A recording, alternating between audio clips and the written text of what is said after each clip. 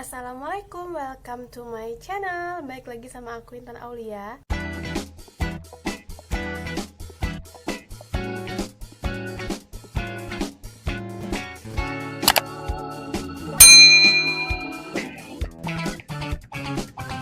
Kali ini aku mau share 16 amalan yang bisa Bunda praktekin di rumah untuk memagnet rezeki Bunda tiap harinya gitu, supaya rezeki Bunda itu makin banyak dan makin berkah. Simak video ini sampai habis ya. Jangan lupa like, comment, and subscribe channel aku biar aku semangat untuk selalu berbagi tips dan informasi yang penting buat Bunda semua. Nah, kali ini aku akan sebutin apa aja amalan yang bisa Bunda praktekin di rumah dan kasih tipsnya gimana caranya supaya Bunda itu mudah lakuinnya di tengah kesibukan Bunda di rumah ngasuh anak, memberes-beres rumah. Nah, terus di sini aku juga bakal ngasih hadisnya tuh apaan sih supaya kalian tuh nggak ngira aku tuh asal-asal sebut atau gimana. Jadi aku punya referensinya di sini, oke?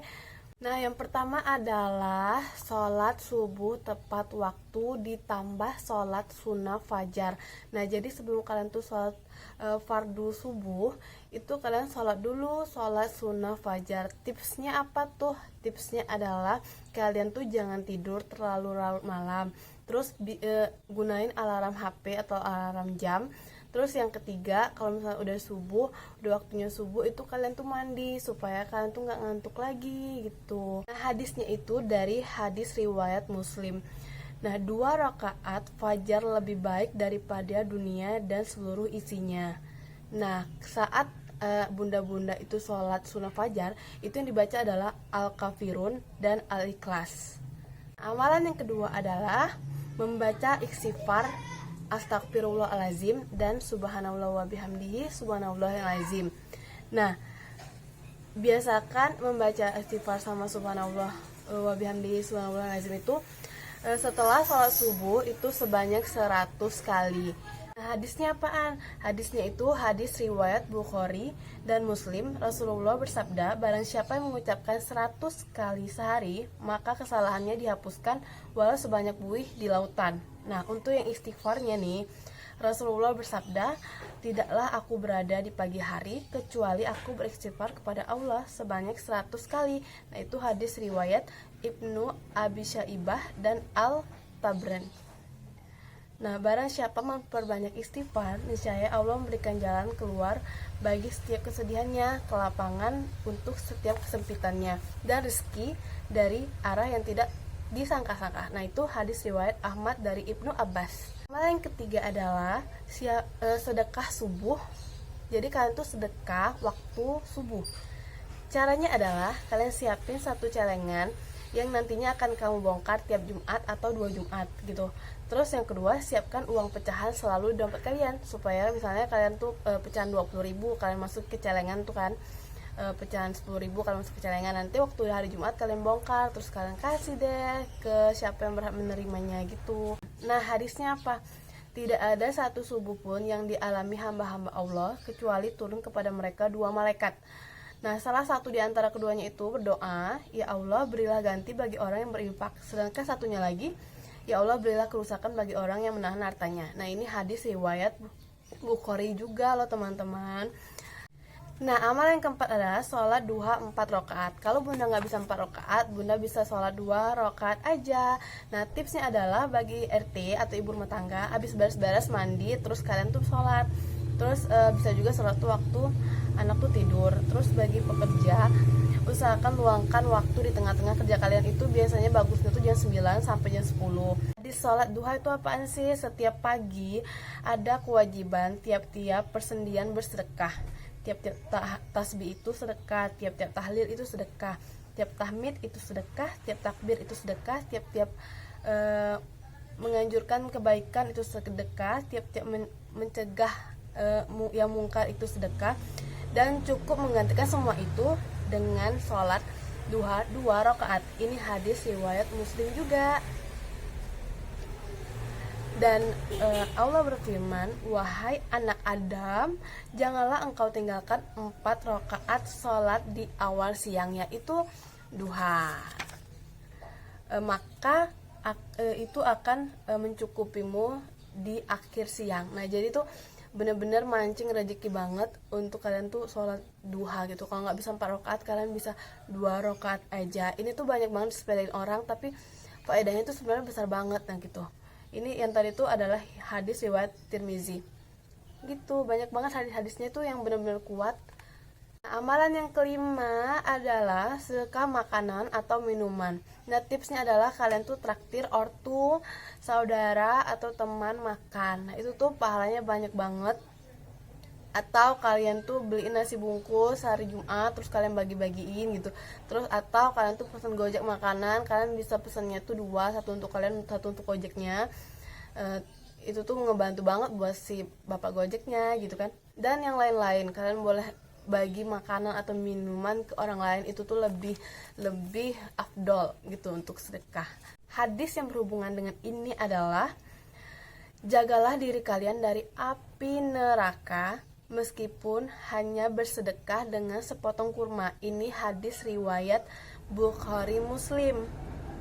Nah, satu lagi ya, aku ingatin jangan posting-posting makanan di IG, di WhatsApp ya gitu. Soalnya tuh kasihan sama mereka yang gak mampu beli, tapi mereka tuh pengen gitu lihat postingan kalian kayak gitu. Karena ini ada hadisnya nih ya. Rasul bersabda, makanlah, minumlah, berpakaianlah, dan bersedekahlah tanpa berlebihan dan sikap sombong. Nah, jadi kita tuh nggak boleh bersikap sombong. Itu riwayat Ahmad dan Abu Dawud. Amalan yang keenam adalah sedekah uang.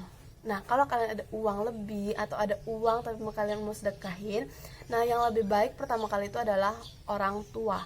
Itu sedekah yang paling afdol. Terus yang kedua itu saudara kandung, saudara tiri, terserah deh, atau sepupu kalian, itu yang kedua. Yang ketiga, tetangga kalian, kanan kiri rumah kalian itu afdol juga tuh yang ketiga. Terus yang keempat baru anak yatim, yang kelima itu fakir miskin. Nah, hadisnya apaan nih? Sedekah itu tidaklah mengurangi harta. Itu ada di hadis riwayat Muslim.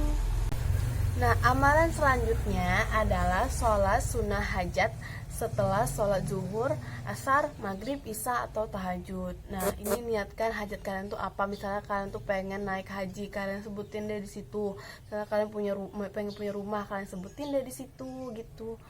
Nah, hadisnya apaan nih? Nah, Rasulullah bersabda, siapa yang mempunyai hajat dari Allah atau daripada seorang manusia, maka hendaklah ia beruduk dengan sebaik-baiknya, kemudian dia sholat 2 rakaat, yaitu sholat hajat. Ini riwayat At-Tirmizi. Nah, amalan selanjutnya adalah sholat fardu tepat waktu. Hadisnya apaan sih?